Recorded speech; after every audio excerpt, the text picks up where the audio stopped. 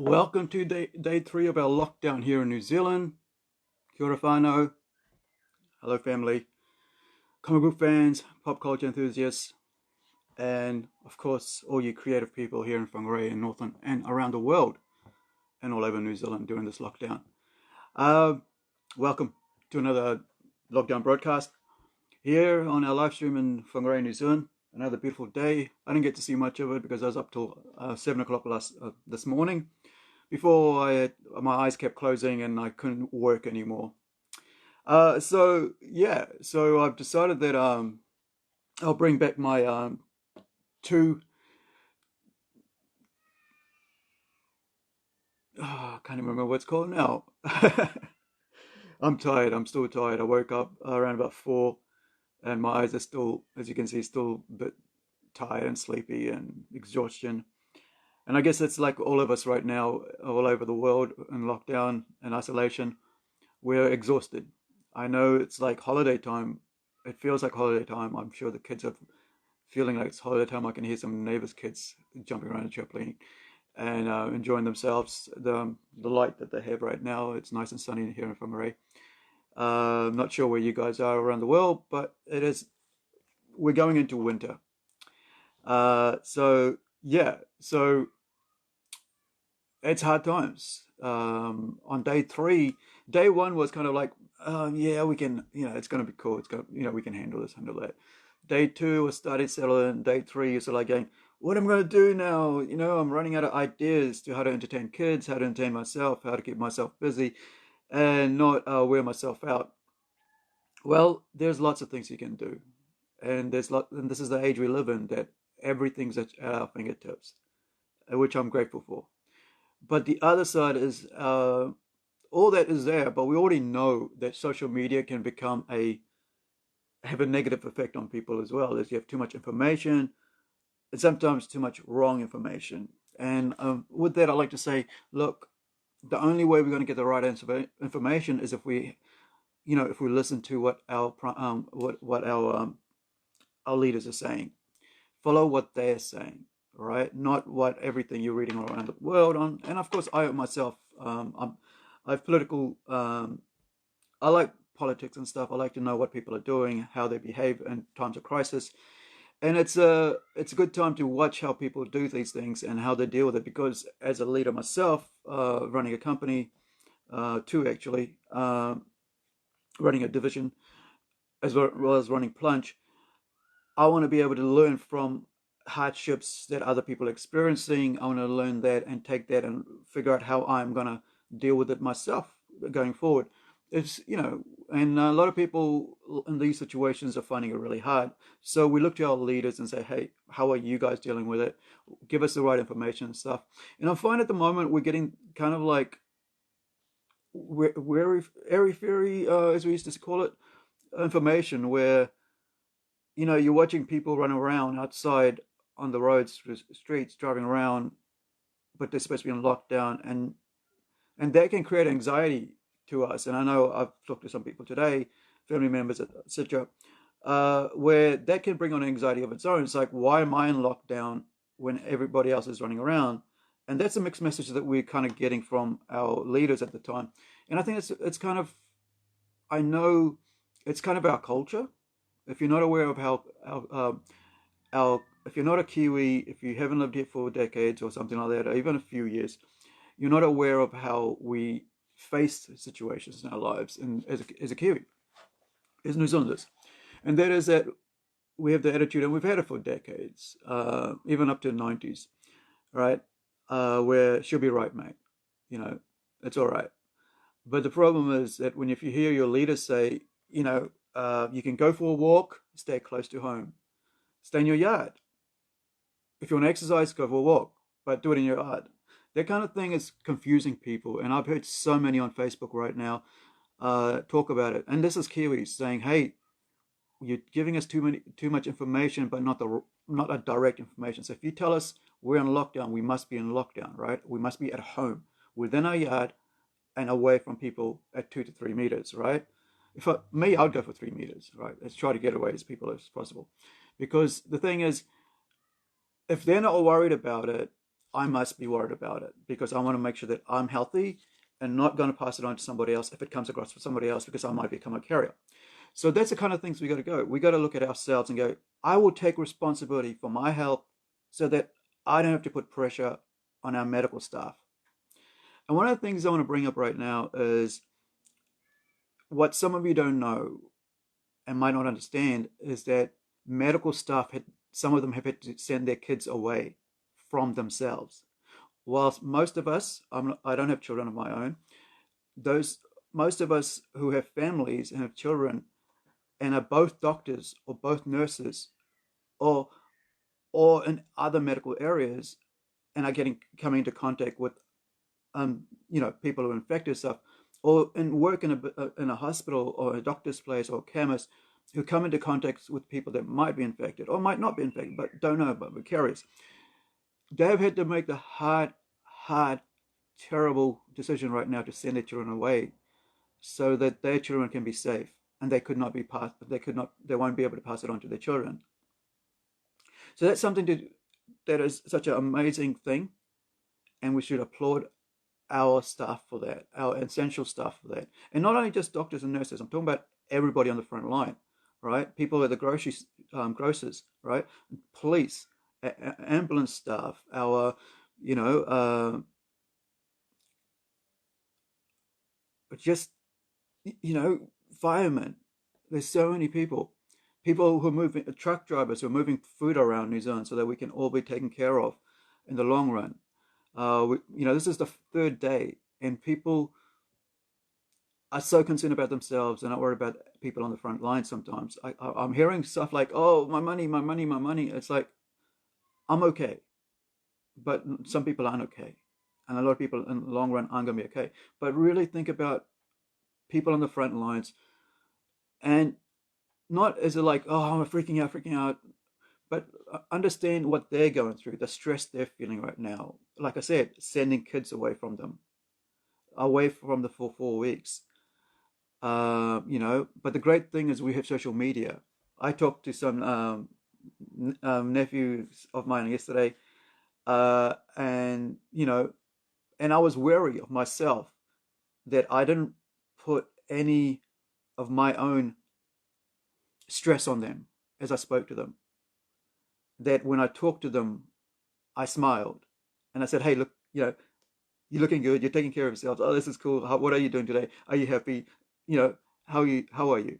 Because the thing about us as adults is that we don't sometimes remember what it was like to be children. And one thing I've had the privilege of as a youth worker is knowing what children go through. Because children take on whatever stresses their parents have onto themselves. So and I've talked to some friends about this as well, but I've spent 6 years in youth work, working from 12-year-olds up to 35-year-olds, if you can call 35 years youth. Uh, so, so children take on that on board. We're on day 3, so we have to be mindful that the children are happy, mentally and stress-free, right? That you can go up to them and go, "Hey, are you okay? Can I get you something to eat, to drink? Uh, do you need a bit of time away from PlayStation?" Because they're basically going, "I'm going to stay away from mum and dad as possible because mum and dad are stressing out." So this is something that we have to take on board. That yes, it's us, but also our children, right? Our whānau, our mokopuna, niece and nephews, and I have the privilege of being an uncle, right? And so I get being a nerd geek involved in pop culture, and that just a huge nerd geek, whatever.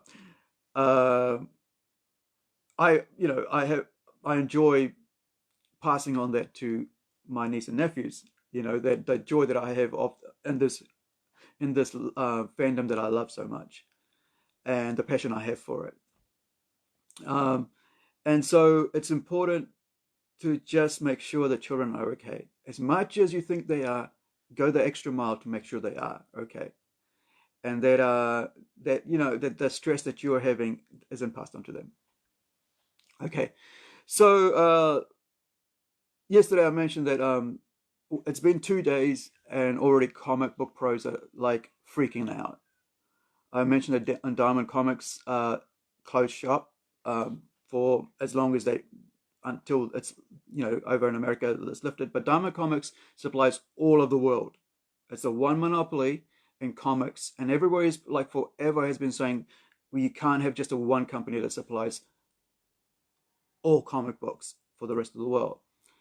And we know monopolies are not a good thing because they can hike their prices whenever they want, they can lower it whenever they want, or they can just leave you in the gutter whenever they want.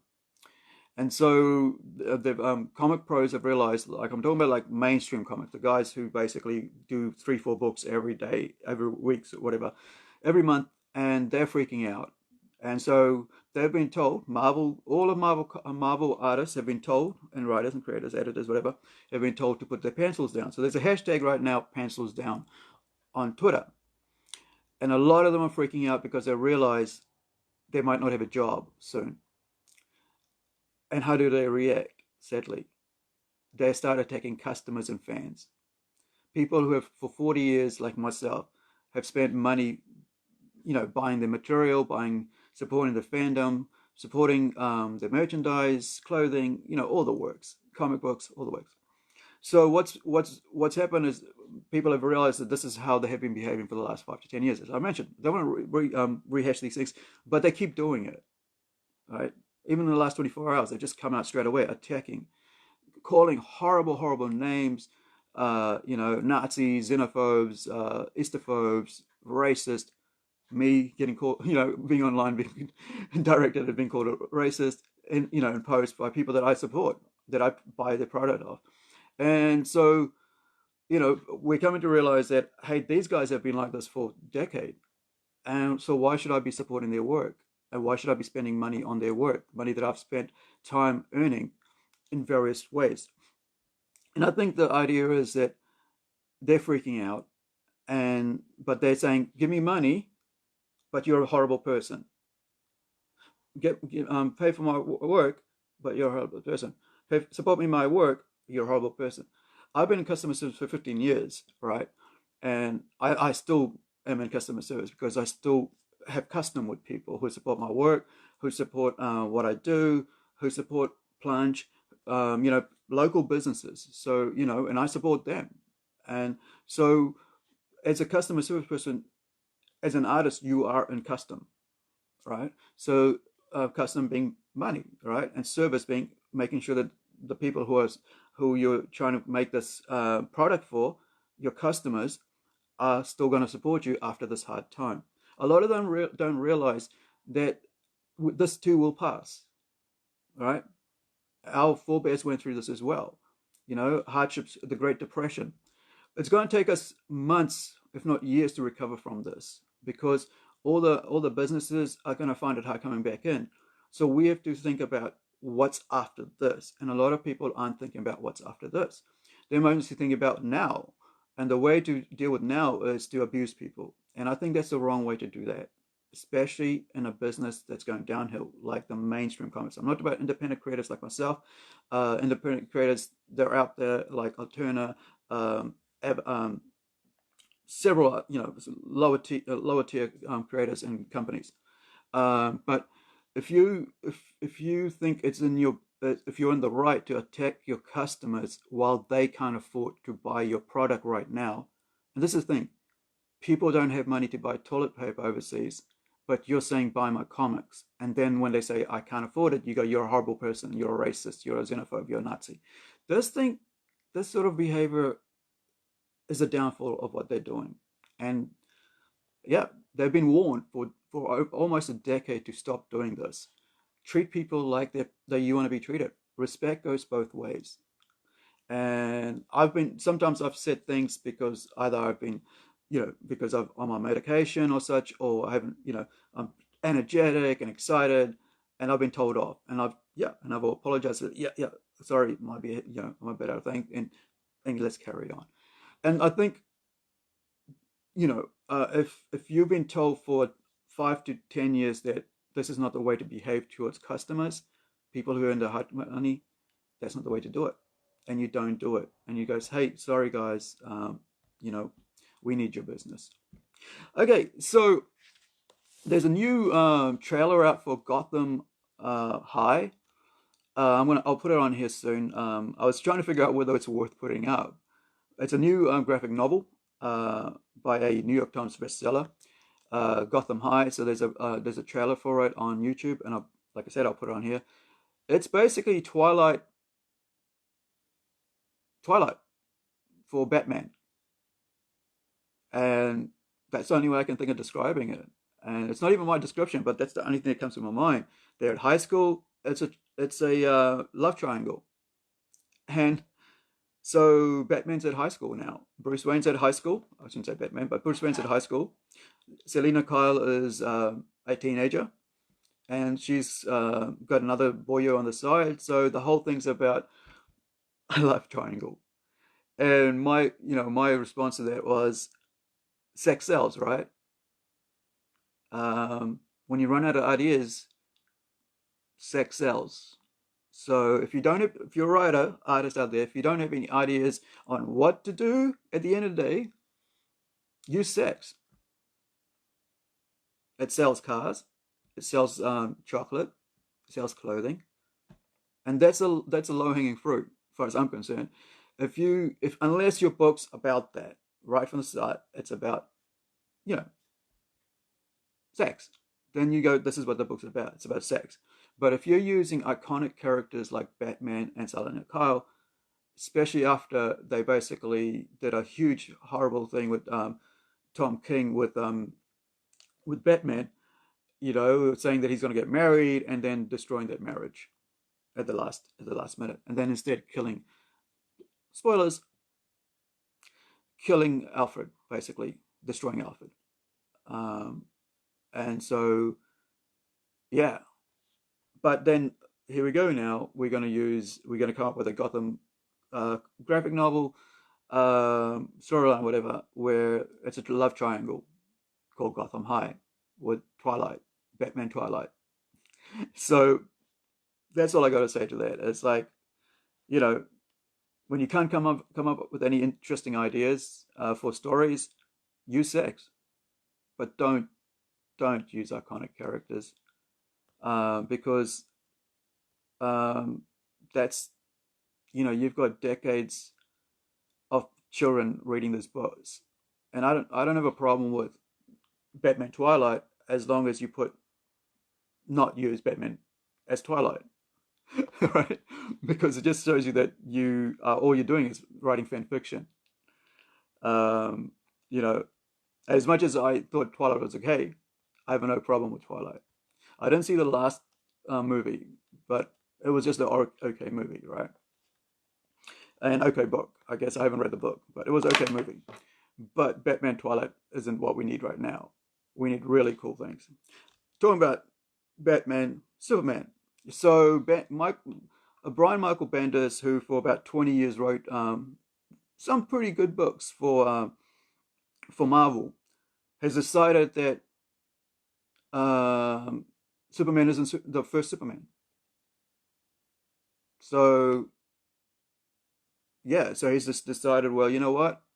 I'm writing Superman right now, so you know what I'm going to do? I'm going to just make sure that Clark Kent wasn't the first Superman now. Okay, but you've just basically taken away something like 80, 90 years of stories. So this is why comic book fans hate what's happening in comic books right now. Because, and then I'm talking about the mainstream, like Marvel and DC, what's happening, those two companies specifically, is because you got all these writers who run out of ideas, after decades and decades of, these books. They've decided, well, we're going to retcon. And retcon's the word they use where they change the characters. They change what characters, what's important in their lives, who they are, who their family is. They'll change. Oh, there's somebody else new now, or somebody. Oh no, that person's somebody else now. That person's male now, or that person's female now. Um, and it's kind of like this is what you do when you run out of ideas. You just change the background of the character, and sometimes it's okay because it can be interesting. But we all know Superman is Clark Kent, so why would you make somebody else the new Superman, right? Why would you want to do that? Because We know Clark Kent. Generations of us know who Clark Kent is. He's the original Superman. But you don't. But you want to now go and change that into somebody else being the first Superman. Why? I don't know. All I can say is a run of ideas, and that's why I think this is for us independent creators. It's going to be a good thing. Not putting down the mainstream comics. I have my rooms full of them. Right? I have like boxes are full of them.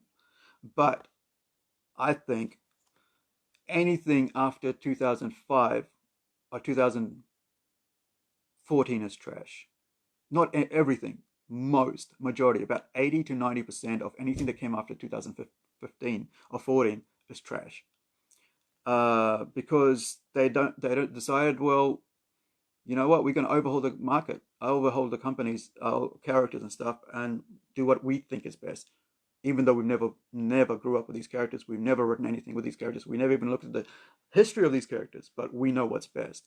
See, I would probably never write any Marvel or DC comics.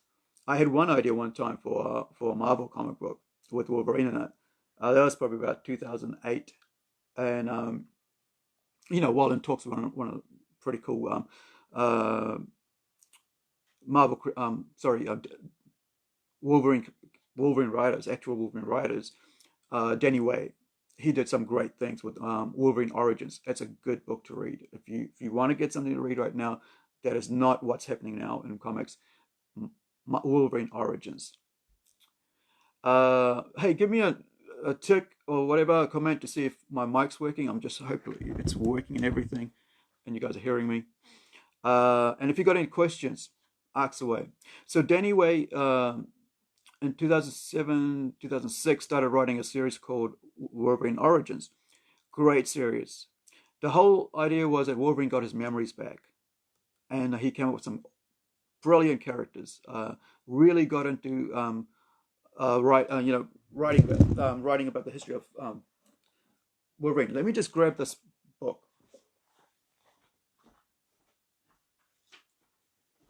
Right. So after Wolverine Origin, right? This is a good book to read if you want to know the history of Wolverine. It really and even though I don't like Jake Quesada that much, I think he's in that. Yeah, this was a really good book. This is my hardcover. I've lent it out. I'm trying to. It's been away from my house for about a year and a half. Yeah, almost about a year and a half. And I want to, one of my friends has got. I want to get it back. So I always keep the slip case at home. And so that was a really cool book. And so after that, this is a true story of Wolverine, by the way. That's what it says on the side there. So this is Jake Quesada, and who's the artist on this? Let me find out who's the artist. Bill Jemas and Joe Quesada. Right, Bill Jemas. Great book, really cool. Wolverine Origin, amazing book. Good, really good history book there for that. And I think I've got something else I can show you.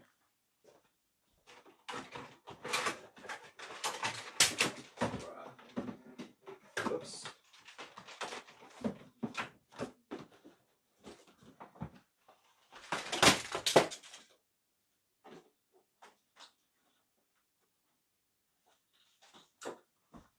So I picked this up the other day.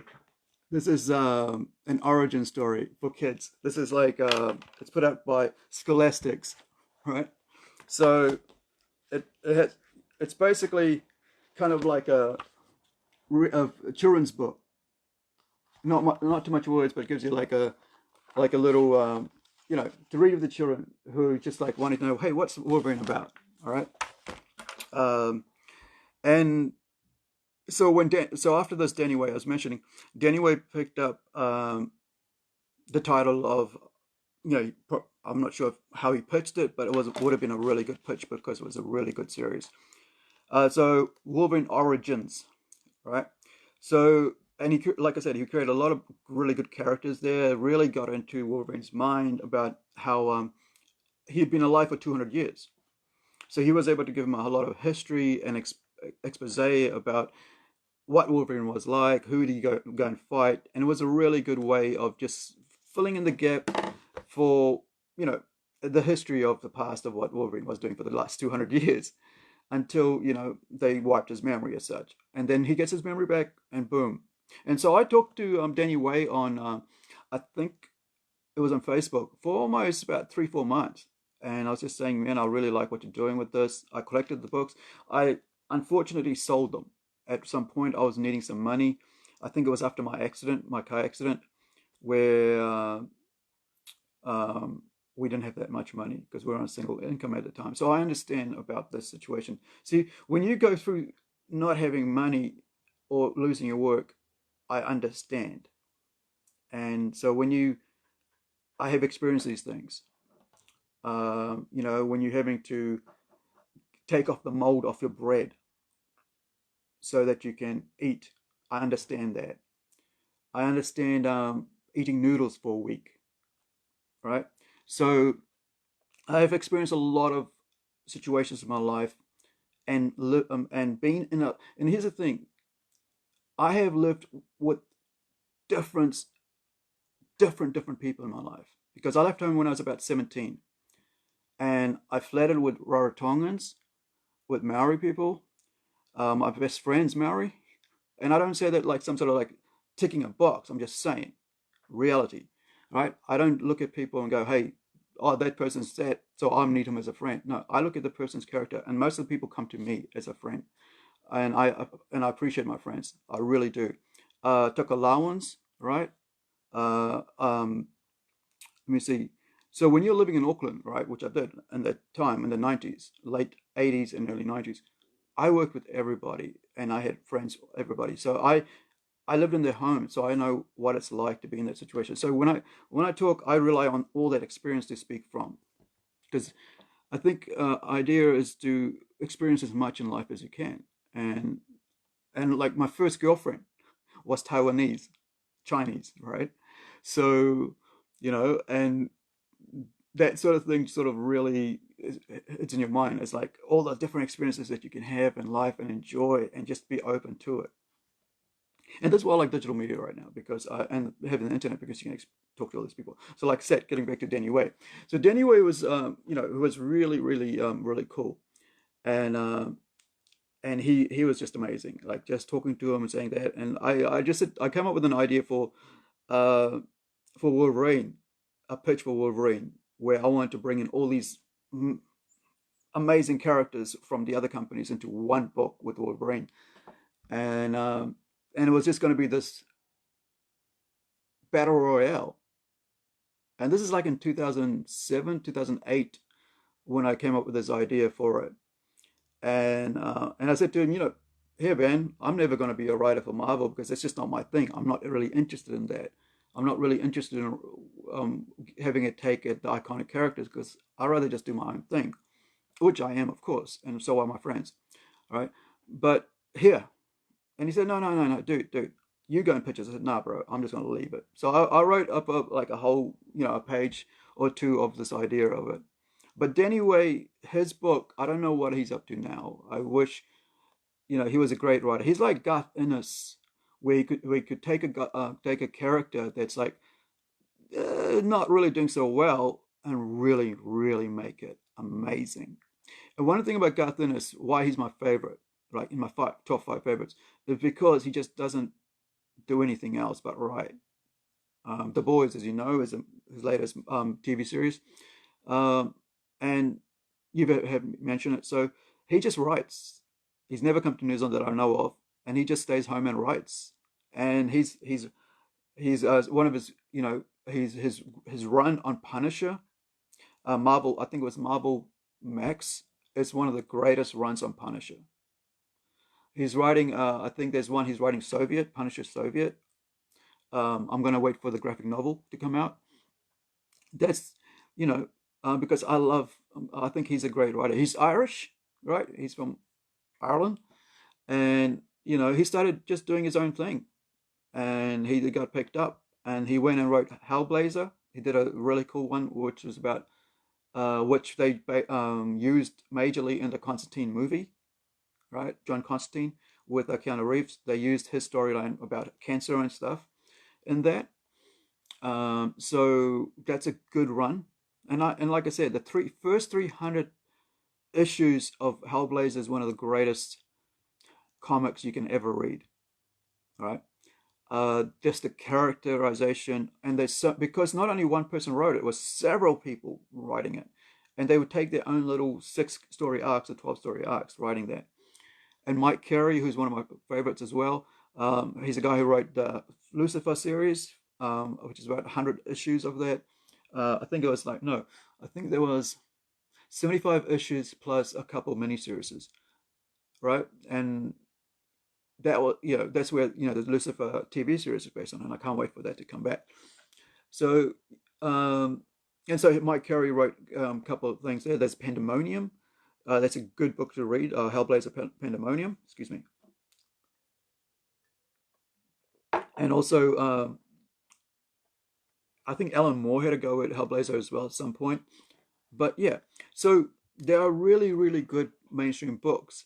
But if you really want to enjoy if you're an older person like me and want to read some mature comics right now, those are the ones you want to get to. And also, jump on Rise of Sun Comics and have a look at some of the digital comics that you can buy right now, because print, of course, we can't send things around. Have a look at the print comics, right? Go on the website and click on the drive-through and Kindle, Amazon Kindle, and download it. It's only going to be half the price right now, I think. I mean, which is the digital cost of it. But of course, if you want physical ones, you can subscribe and order those, and once this crisis is over, we can send it out to you. So yeah, so Vertigo before I think 2015 is probably one of the best line of comics you could buy, and that's why it's highly spoken of, because the writers were the best they could find in the industry to write. So Punisher Marvel Max is a good series to write if you're into Punisher like I am. As I mentioned, Vertigo before 2015 is really good. I think once they got rid of Shelley, sorry, I think it was Catherine. No, sorry, I can't remember. I was the editor there that brought them all in for about 30 odd years. She was really good. I can't remember her name right now, but her assistant was Shelley Bond. So once they got rid of those two, it just went downhill. They brought some weirdo in, and he just ruined it to a point where they were like, the sales were so bad they had to cancel the entire imprint after 30 odd years of amazing sales and amazing books. So that's why I love Vertigo as such, because you could find amazing stories to keep you occupied. They're not pandering to you. They're not pushing any sort of silliness onto you, but they're just writing good characters. That's why that's why I speak so highly of it all the time, because they're good characters. I think, which reminds me of Dynamite Comics, right? Dynamite Comics is really cool as well. There are some really good things going on at Dynamite, and I think, and also, I think I stopped reading for a few years there, for about 3 years with the comics there. Uh, Crossed, if you're, it's an adult book, and like when I say adult, it's adult. The Crossed, I think, is or Crossed, started by Garthanis again, but there's so many different writers who wrote on that. So I think if you read a comic book called, if you can go online on Avatar, you might, I'm not sure if you're still able to get it, but it goes, um, there's a series written by Cy Spurrier, which is online only, but then they, of course, later on printed it into hardcover and so on. Um, I forgot what it's called, but have a look, avatarcomics.com, or Avatar print, something like that. You can search it out. Crossed, Crossed. It's a really good zombie type book to read now. I know it's a weird thing to come up with, but it's a really mature, like high mature, almost R-rated comic book. So yeah, but it talks about people, just how people behave in crises, and you'll see that sometimes it's not the bad people. It's not, sorry, no, it's not the disease people that are bad. It's actually normal people and the way they treat other normal people, and how they would choose to sacrifice other people for themselves. And which reminds me, we know that New York is a hot spot right now, and why it's a hot spot is is because their governor said there's nothing wrong in February. This is just a flu, and people there were saying this is like during the I think it was like Chinese New Year celebrations in Chinatown. They told all their people, all their city, that if you don't come and support this, you are a racist against Asians, and that you're that you're a xenophobe. And so this is in the middle of the crisis when people were dying overseas and China was in lockdown. They were accusing people of racism for not going out to support these big, huge festivals that they had on, marches that they had on. That's why New York is in this crisis. Why this? It's the hottest spot because they just said go out, mingle. All right. Yesterday I saw a post online where there was a model sitting on the bull, the bronze bull. I think it's at Wall Street, um, naked, getting her photograph in the middle of a citywide lockdown pandemic. And that's why I talk about, like I was talking about the cross, how humans are the problem sometimes, not the infected, but the ones that aren't infected are the problem sometimes because they don't think about it. So she's sitting naked on a bronze bull with a metal surface, which we know the health minister is saying that the surface particulates will last up to 75 days, 75 hours. My fault there, 75 hours. So that's why they're telling us to wipe everything down with sanitizer, clean everything down with soap and water and dishwasher, whatever, because the particles last for 75 hours, up to 75 hours. But she's out there in the middle of this, in the middle of the city, touching all this stuff with a photographer. But hey, best time to be out there when the city's in lockdown and 1,000 people die in one day. Behave normal, but yet behave with caution towards each other. Protect each other, protect yourself, right? Protect your family. So yeah, so when I read the cross, it was like this one storyline. Where are you now? You know, some I think it was WHWH, something like that. It was a really mind eye opening onto how humans behave in times of crisis for me. And so, of course, reading something like that is always an eye opener. And so, comics. This is what I talk about why I love comics so much, and why I'm in the industry that I'm in, and why I have a passion for it is because you are able to not it's not like a movie, and it's not like a novel. In a novel, you have to come up with your own in your own head what people look like. Of course, a writer can give you descriptions and stuff on how a character looks like, what they're wearing, what they love, who they love, what they people. But you can't. You have to use your huge imagination. And then TV, you have it all there, but you don't hear the thoughts of the people, right? Where in the novels, you can hear the thoughts, you can get the descriptions, the text, and in movies, you don't hear the thoughts unless it's narrated, unless it's a noir, where the guy goes narrates the story. But in comics, it gives you all of that, where you can see who the characters are, what they look like, what they're wearing, and you can see what they're saying, and you can make up the way they say things with the way they behave, but you can also see and read their thoughts at that time. This is why I always go. I offer comics to children. I even sometimes give it away free because it's a good way to introduce people to art and literature, young kids to art and literature, and go, hey, here's Spider-Man, right? Or here's a Batman comic, or here's Superman, right? I wouldn't normally give a Batman comic because there's a bit of violence for young kids, but if they like it, you can teach them what the situation. You can always, you as a parent or as a family member, know what your whānau and young ones alike, so you understand what they are, what their capabilities are, what they are able to read, what they're able to understand, and how they behave. So you wouldn't give a violent, a Batman comic bashing up someone, or sorry, not Batman comic, yeah, Batman comic where basically uh, Joker's taking a baseball bat to someone's head. You wouldn't do that unless you knew that your that child understands that this is not normal behavior. These are villains, and this is what you know, so on.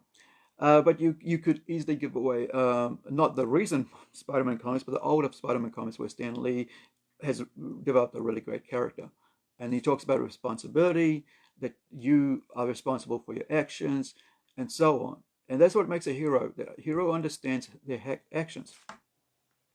Right. So, yeah. So it's that's why I feel it's a great medium to introduce children to reading, to writing, and to art, because I think it has everything, right?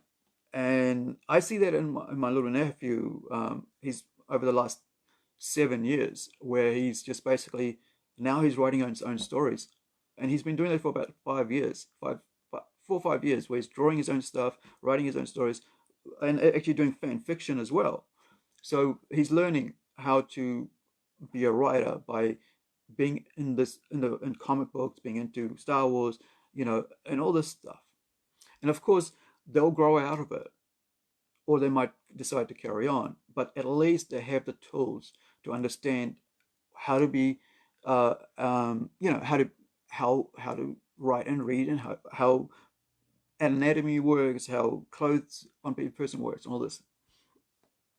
So yeah, let me see what the time is before I take it too long.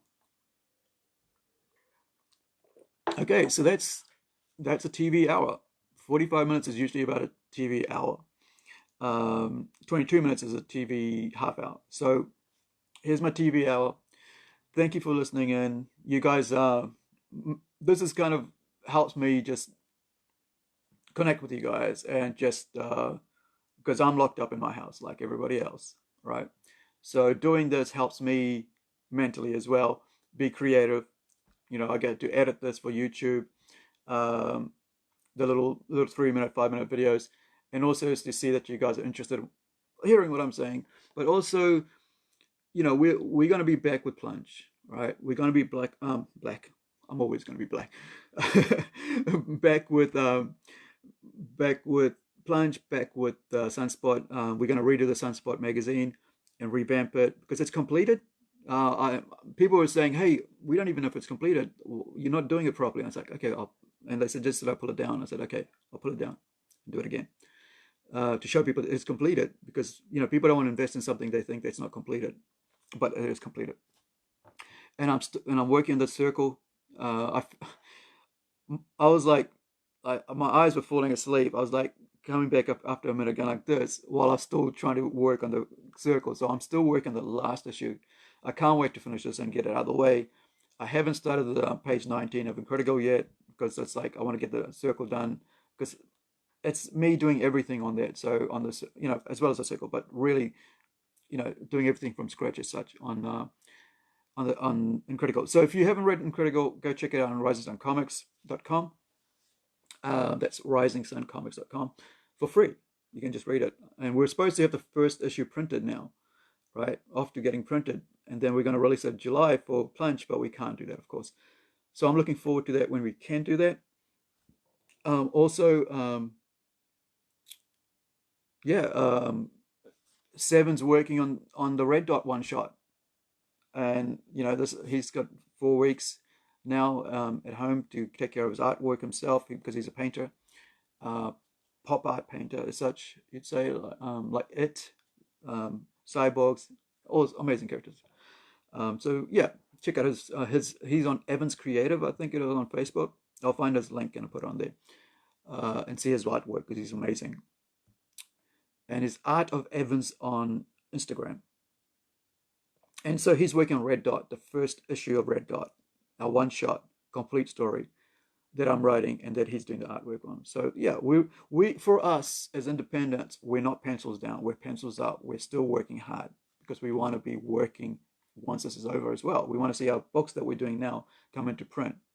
Because, of course, as you know, the Circle's already in print. 3 issues already in print. I think issue 3 and 4, 3, 5 and 6, 4 and 5 are already on drive-through comics in digital. So if you want to read something mature, it's there.